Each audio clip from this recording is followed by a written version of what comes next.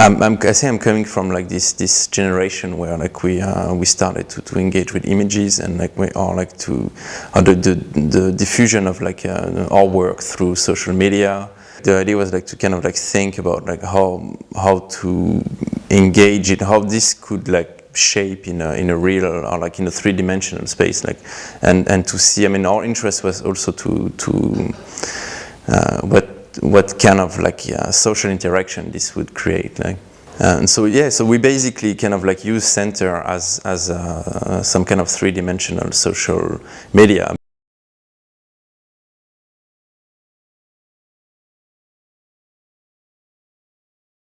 This idea of like going from like online to real, or like going actually from something which is more of a, like virtual to the material is something which I've been interested in like for like quite a long time in my work as well, like, and I've been developing in several aspects, and I guess the Center was like the embryonic research on that. Like. So yes, Center was created in 2003 by Lynn Meisel. She's an artist living in Berlin. And she invited us in 2013. So she proposed us to manage the space, like, and at that time this was like, I mean, it was exactly at the time where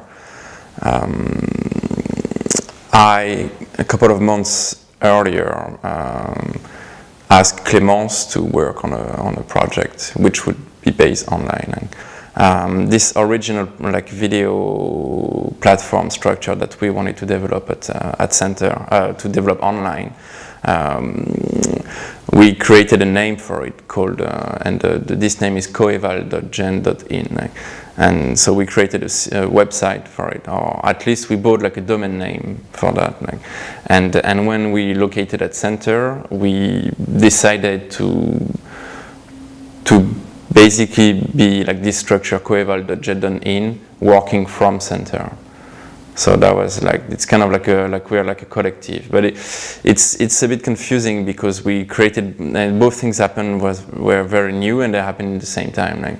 But then this allowed us to develop projects in Center and outside Center with no difference. The space Center is like it's like some kind of empty shell. It's like an empty box, and like and the direction change every 2 years. But it's always like a young artist, or young practitioner, young curators, people at the beginning of their career that comes and work here. So I think it's quite interesting in that sense that the space, even if the space is like 15, 20, 30 years old, like it's still like it's a new space in a way, because of it's always like young curators, or and then it's based on invitation to keep the line like interesting, I think. Like basically for like the Phi project, there was like 2 artists and 1 writer. The writer was like a person that was like supposed to connect the dots between the 2 videos. It was very simple. Like the space was like empty. We bought 2 flat screens, and we invited people independently from their location. So because everything was like going through WeTransfer, and so it was pretty digital. Like the only material aspect of it was the screens, like, and internet connection. Like. But this could kind of helped us to contact anybody in the world. Like, so that was, and we were like functioning with no fundings as well. So that was kind of like a good way for us to start engaging in actually in a very social way with people, to start to engage with like artists that we were like fascinated with, or like interested in, or friends, or like, and independently from like the distance, or like the physical condition that you normally have, like to transport works, or like fees of artists, or like, I mean, we're like functioning with like basically nothing. It was like a tournament, like where like the model was like the video game Street Fighter, or Dragon Ball, or like, like Dragon Ball tournament, or like we like artists. We basically, when we invited like about like 45 artists, and once we got like all the agreements of everybody that they would be happy to participate, we put all the name in the box, and then we just like randomly choose names. Like most of them were like dealing with like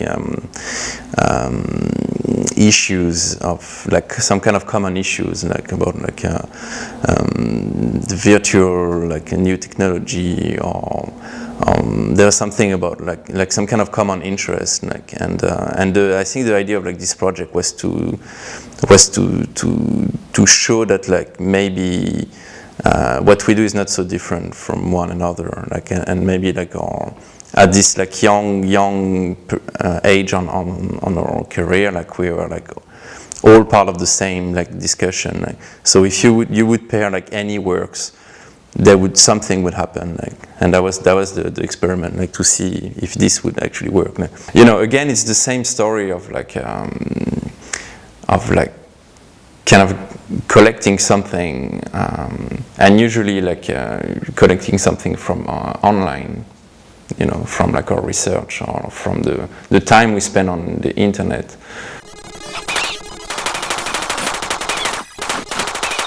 And for One Lunatic When I Speak, it's a plain duo exhibition by Clémence de la Tour du Pin and me. We started like from a news of the manhunt, this international manhunt about like concerning this Canadian. I think on the news they were like they said like a cannibal killer for this young guy that like apparently killed his boyfriend, sent part of the body to different political parties in Canada, and made a video of him hitting him and like doing a kind of like gross, like gore action, and yeah, and uploading the video in some darknet website, like. And then they're like looking for him in Europe, and they were looking for a young guy, pretty much my age, in all the cool areas of the capitals of Europe, and basically the guy like ended up being captured in an internet cafe in Neukölln, and like a couple of streets to my studio at the time. Like it was kind of like this like stereotype of a crazy madman. That kind of flipped in the other side of like, but it was still like a product of like this like new media or like a social media generation, like, or something like that. Like, so I started to be very interested in this character.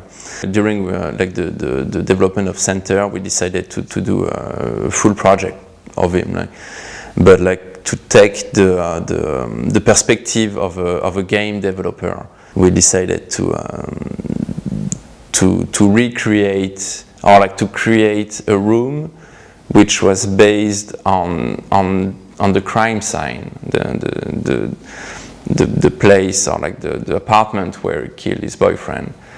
But we wanted it not to be like a reenactment of the physical room, but a reenactment of the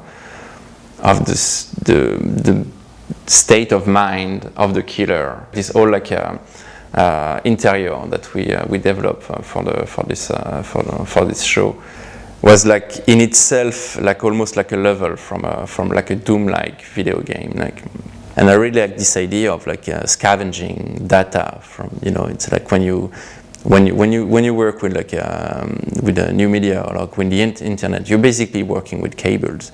It's like information going through cables, like in the old world. So basically in a way all the physicality of the data, it's like in like hard drives and cables, like in a way. So it's all kind of like very metallic, like elements.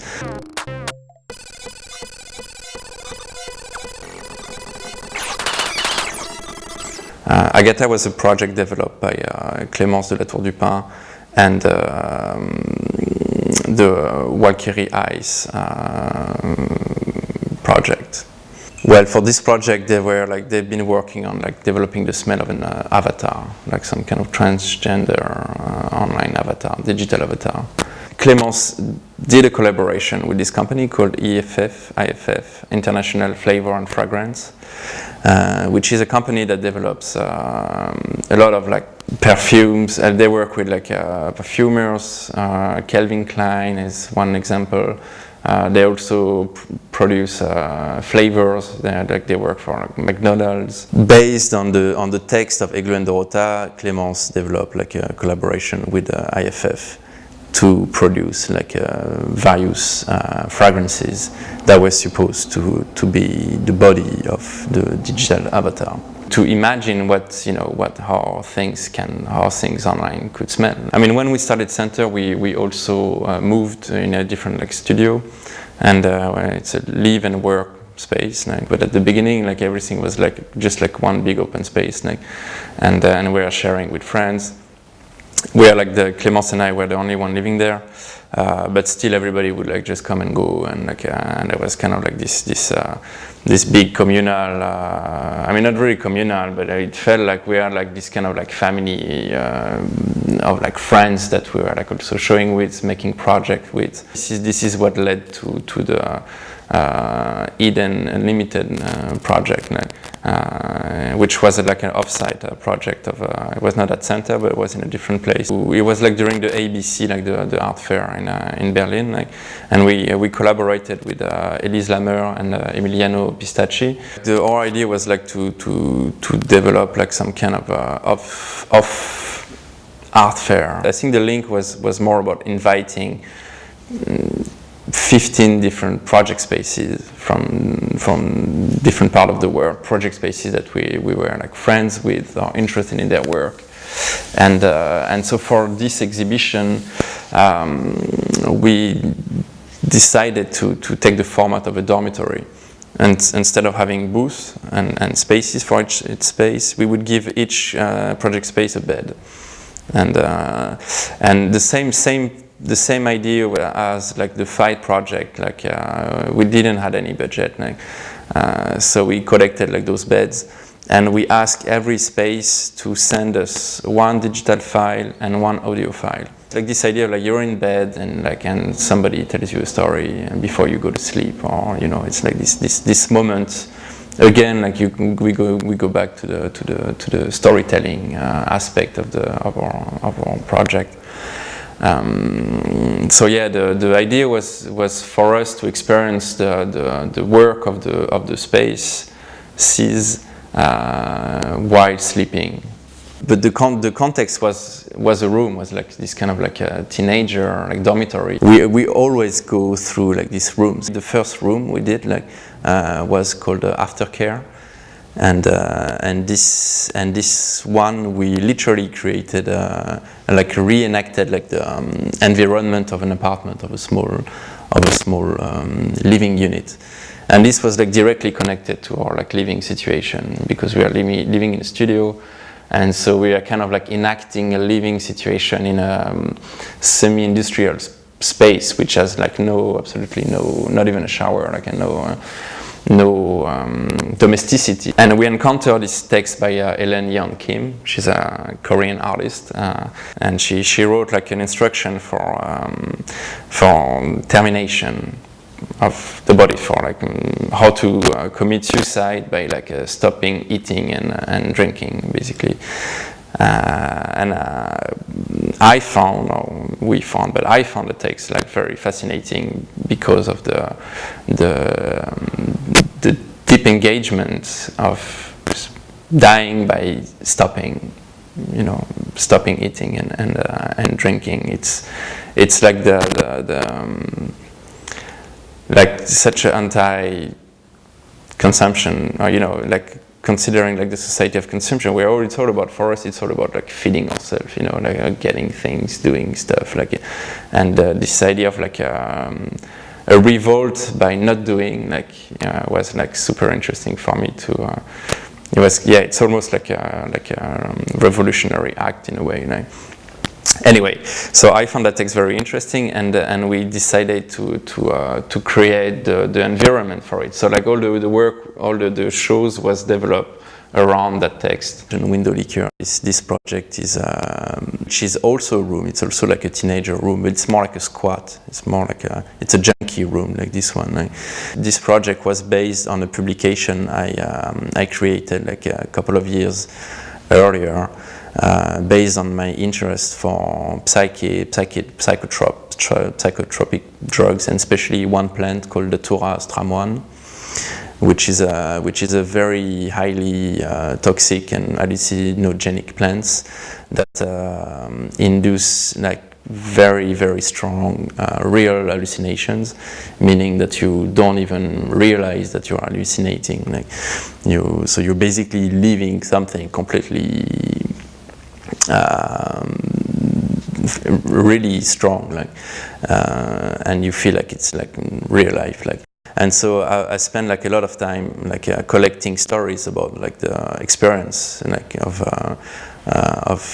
people taking this plant, and mainly teenagers actually. It's so you have like all of these like blogs online like Euroweed or that you know, it's like community of basically young junkies that are psychotrop enthusiasts, and this young guy explained how like during the trip, how he goes from one room to another, and it's always kind of like the story of rooms, like for some reason. And the guy is homeless, so he doesn't have any room on his own. But during his trip, he's like experiencing like a shift of like, when you read the story, it's like you kind of like feel like the walls are like flipping upside down, and then like the kind of like the space is constantly evolving around him. We try to create like this like kind of like psycho room, like. So we kind of like, the space was very like packed with like works. Well, yeah, works from like there was like maybe 15 or 18 artists, I think, in that show, like. And so the idea was like to create a density, and from the work, from the variations of the world of each artist, to kind of generate this feeling of like of rooms within rooms, and like space within space, like a mental space, like after mental space. And so that was like the principle for that show, like some kind of abyssal space within space, like which was also developed in another project called Jurassic Haze, where we've been working with like VR players. Like virtual reality helmets, and there was also like this idea of like space within space, and how like how like this kind of like how spaces and rooms interact in, you know, like how you can like dig without moving. You just like you just dig deeper in inside, or like which is also like it's like an aspect of